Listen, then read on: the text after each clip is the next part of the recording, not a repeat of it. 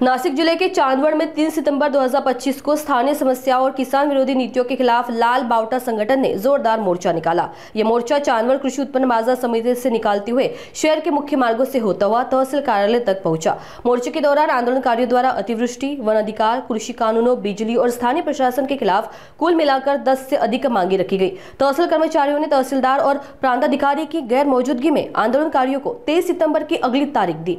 आंदोलन के दौरान प्रशासन के खिलाफ जमकर नारेबाजी की गई। आंदोलनकारियों ने प्रशासन को चेतावनी दी कि अगर जल्द कार्रवाई नहीं हुई तो आंदोलन और तेज होगा। अब देखना होगा कि इस पर प्रशासन आखिर क्या निर्णय लेगा।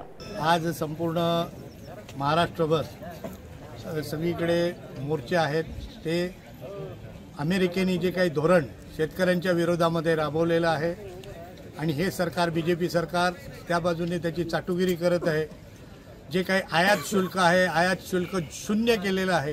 त्यामुळे आपल्या शेतकऱ्यांना कापसाचा, सोयाबीनचा या सगळ्या गोष्टीचा भाव जो आहे तो पूर्ण पडणार आहे आणि त्यामुळे त्यांचा माल या ठिकाणी बाजारपेठेत आल्यानंतर आपल्या मालाला किंमत राहणार नाही। हे धोरण आहे। या धोरणाच्या विरोधात त्याचबरोबर या ठिकाणी असलेले शेतकऱ्यांचे प्रश्न, नंतर त्याचबरोबर इथं वनाधिकारचे प्रश्न आणि सगळ्यात मुख्य गोष्ट म्हणजे या ठिकाणी जी काही उघडपणे काही लोकांची दादागिरी चालू आहे। जसे काही तो कासलीवाल म्हणून आहे, त्यांनी आमच्या कार्यकर्त्याला उघडपणे दम दिला की तुला घरात घुसून कापून टाकील, अशा पद्धतीचं जे काही धोरण या ठिकाणी गुंडगिरी राबवली आहे त्या विरोधामध्ये हा मोर्चा आहे। धन्यवाद। आजचा अखिल भारतीय किसान सभेच्या नेतृत्वाखाली हा चांदवड तालुका आणि उर्वरित सर्व येवला, नांदगाव, मनमाड आणि देवळा या परिसरातील सर्व कष्टकरी शेतकरी भावा बहिणींनी इथं मोठ्या प्रमाणात उपस्थिती दिली आहे।